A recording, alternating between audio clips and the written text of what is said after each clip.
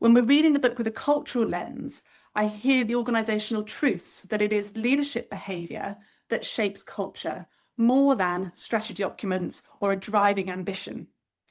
Culture is made up of those small, repeated behaviors that compound over time and exposure.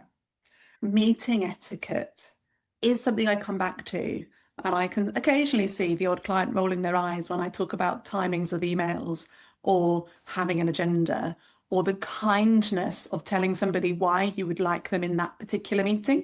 What do you value about their skills, their exposure, their personality, for what they bring to that group setting? But it can alleviate fear. It can make it much more psychologically safe to be in that group setting. And they know how to do it well. You've set them up for success because they go, aha, okay, Samantha wants me to be the devil's advocate in this one, and I really enjoy that role.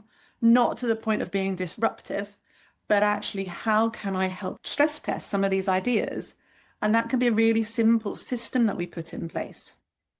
With our work, we do so much talk about behaviors and leadership.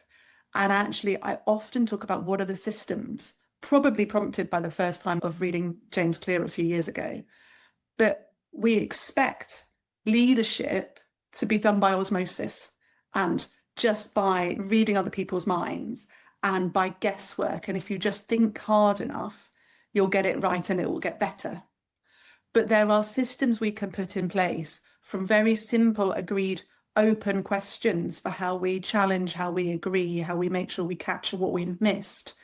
And in my head, they're systems, because you're training one another into how do you get the most out of this meeting, this time together, this valuable investment of your brain power and my brain power, and what is our ambition for that? What James talks about, James, I'm clearly on first name terms name, James, what he talks about is one of our common tripping hazards when we try and do something new, or we do a New Year's resolution, or we go, okay, we're going to start on Monday, is that the one element of failure totally derails us. And we think that we failed and we're not good enough and we can't do it and we should never do it again. And we have to start next week or next month or next year, whatever routine and whatever blockers we throw up for ourselves.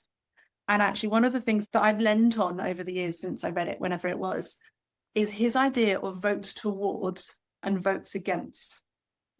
So with the three words of the type of curiosity you want to have about yourself today, that can form the type of person who you want to be today.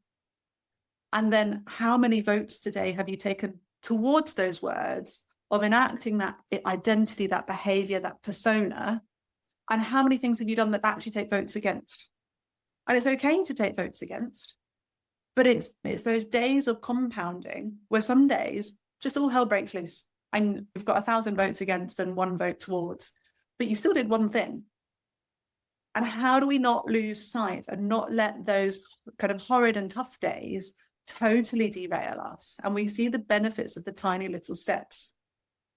There were probably a whole heap of things that I voted against, but it's how do you clock the good stuff and how do you clock those teeny tiny steps?